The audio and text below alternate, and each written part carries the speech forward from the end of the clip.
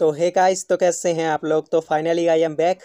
तो चलो अपने वन पीस के लेटेस्ट एपिसोड को कवर कर लेते हैं, क्योंकि हम पहले ही बहुत ज़्यादा लेट हो चुके हैं। तो जैसा कि आपने लास्ट एपिसोड में देखा था कि जो ओडेन थे वो आ गए थे एक आइलैंड पे, जहाँ पर थी तोकी, जिसके पीछे कुछ पायरेट पड़े हुए थे, पर उन्हें ओडेन डरा के भगा देते हैं। पर वो भी खुद बेहोश हो जाते हैं, क्योंकि उन्हें बहुत ही ज़्यादा चोटें आई होती हैं। इसके बाद हमें बताए जाते हैं वाइट बियर पायरेट्स, जो कि बोल रहे होते हैं कि अरे यार, बस 1-2 मिनट बची थी पर उसने चेन छोड़ दी। जिसके बाद वो वाइट बियर से बोलते हैं कि प्लीज़ उसे पास कर दीजिए, क्योंकि उसने अपना बेस्ट दिया है। इसके बाद तोकी ओडेन को लगा देती है पट्टी वट्टी, और ओडेन भी काफ़ी जल्दी रिकवर हो रहे होते हैं। और जैसे ही सुबह होती है तो ओडेन बोलते हैं कि चलो कोई बात नहीं, मैं वाइट बियर की शिप पे नहीं जा पाया, पर यह भी तो एक अलग आइलैंड है वानों से।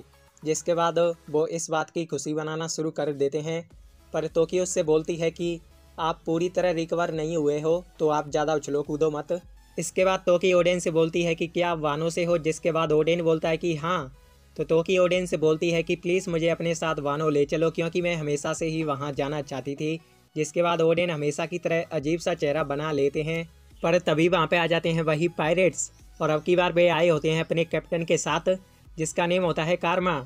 और तोकी को बचाने के लिए ओडेन उससे बैटल करना शुरू कर देते हैं, पर उनकी कंडीशन थोड़ी अच्छी नहीं होती है, तो वो उसे हरा नहीं पा रहे होते हैं। तभी वहाँ पे आ जाते हैं वाइट बियर्ड, और वो अपना भाला देते हैं कारमा के सिर पे, जिसकी वजह से जो उसके साथी होते हैं वे सभी डर के मारे भाग जाते हैं। और ये कारमा वही बंदा है जो कि वाइट बियर्ड की तरफ से मरीन फोर्ड की लड़ाई में लड़ा था, यानी कि ये वाइट बियर्ड का सबॉर्डिनेट बन गया था। इसके बाद वाइट बियर्ड बोलता है कि ओडेन, अब से तुम मेरे क्रू मेंबर हो और मेरे छोटे भाई भी। और ओडेन को देख के सारे क्रू मेंबर बहुत ही ज़्यादा खुश होते हैं। और ओडेन को ये भी पता चलता है कि कैट वाइपर और डॉग स्टॉर्म भी इसी शिप पे हैं। इसके बाद वाइट बियर्ड इज़ो को आज़ाद कर देता है। तोकी वाइट बियर्ड को अपना नेम बताती है, और वो वाइट बियर्ड से बोलती है कि क्या आप मुझे वानो ले जा सकते हो। जिसके बाद वाइट बियर्ड भी अजीब सा चेहरा बना लेता है। इसके बाद ओडेन बोलता है कि चलो दुनिया को घूमते हैं। तो उन्हें एक शिप दिखाई देती है, जिसके ओडेन बीच में से 2 टुकड़े कर देता है। तो वे सभी बोलते हैं कि तुमने ये क्या किया, हम उसे लूटने वाले थे। तो ओडेन उन सभी से माफ़ी मांगता है। इसके बाद वे सभी बहुत सारे नए आइलैंड पर जाते हैं, जो कि ओडेन ने पहले कभी नहीं देखे होते हैं, जिसकी वजह से वो बहुत सारी मुसीबतों में भी पड़ता है। पर इतनी सारी दिक्कतें होने के बावजूद भी वो अपने एडवेंचर का फुल मज़ा लेता है, और वो बहुत सारे न्यू स्पेसीज भी देखता है, जैसे कि जाइंट्स। इसके बाद ओडेन तोकी से बोलता है कि तुम्हारी एज क्या है। तो तोकी बोलती है कि मेरी एज है 26, पर मैं 800 साल पहले जन्मी थी। वैसे इस बात का मुझे कोई मतलब तो बनता नहीं है, पर मुझे ऐसा लगता है कि जो तोकी है वो वॉइड सेंचुरी के टाइम की हो सकती है। और जैसा कि आप सभी को पता है कि तोकी टाइम ट्रैवल कर सकती है, तो ऐसा हो सकता है कि वो टाइम ट्रैवल करके फ्यूचर में आ गई हो। और इसके बाद ओडेन को जो भी सारी चीज़ें पता चलती हैं, जैसे कि उसे पता चला वन पीस की दुनिया के रियल मैप के बारे में, तो वो उन सभी के बारे में अपनी बुक में लिखता जाता है। और ऐसे ही करते करते ओडेन और तोकी एक दूसरे के पास आने लग जाते हैं, और ये एक दूसरे से बहुत सारी बातें करते हैं। और इन तीनों को देख रहे होते हैं मार्को वगैरह, जो कि बोल रहे होते हैं कि वाह क्या रोमांटिक सीन है। और इन तीनों की शक्लें बिल्कुल देखने ही लायक थी, देख के मज़ा आ गया। वाइट बियर्ड ओडेन को बताता है वर्ल्ड गवर्नमेंट के बारे में और मरीन्स के बारे में। और जैसे ही ओडेन के एडवेंचर को 2 साल हो जाते हैं, तो ओडेन का और तोकी का एक लड़का होता है, जिसका नेम ओडेन रखता है कोजोकी मोमोने सुके।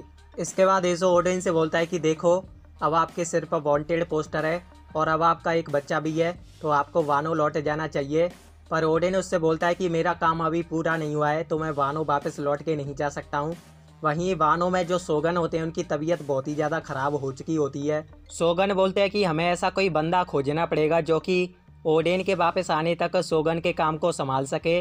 वहीं पे आ जाता है कोरोजुमी ओरोची, जो कि बोलता है कि ओडेन मुझे बिल्कुल अपने छोटे भाई की तरह मानते थे, जिसकी वजह से उसे ये काम दे दिया जाता है, और मुझे ये बात बिल्कुल भी पसंद नहीं आई कि उसे ये काम दे दिया गया। तो इसके बाद होता क्या है कि जो वाइट बियर्ड होता है वो अपने क्रू मेंबर्स को कमांडर बना रहा होता है, तो वो ओडेन को 2nd डिवीज़न कमांडर बना देता है। और उन्हें मिलता है टीच, जो कि वाइट बियर्ड के पैर वैर पकड़ रहा होता है ताकि वो उसे अपने क्रू में ले ले। और वाइट बियर्ड उसे अपने क्रू में ले भी लेता है, जो कि उसकी सबसे बड़ी गलतियों में से एक है। इसके बाद हमें दिखाई जाती है गोल्ड डी रॉजर की शिप, जहाँ पे सैंक्स और बगी एक न्यूज़पेपर पढ़ रहे होते हैं, जिसमें कि ओडेन के बारे में लिखा होता है। तो रॉजर बोलता है कि मैं भी एक दिन उस समुराई से मिलना चाहूँगा। और एपिसोड यहीं पे हो जाता है एंड। तो आई होप आपको ये वीडियो पसंद आई हो। So thanks for watching.